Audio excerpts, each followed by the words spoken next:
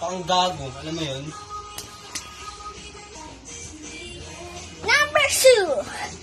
Pag natumba po kayo, ganito po gagawin mo.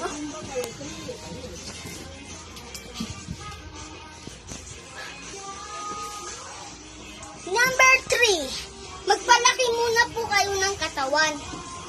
Ganito po muna.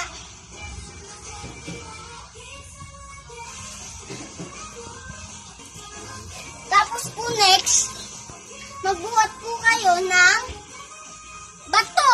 Ng bato. Wala kaming bato eh. Baka ng bato sa ulo mo. Nandun. Ganyan is bugoy. Bugoy kami. Sa ulo rin ganyan.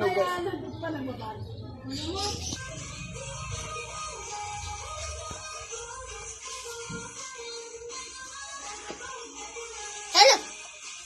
Hello. Tapos, ganito na po.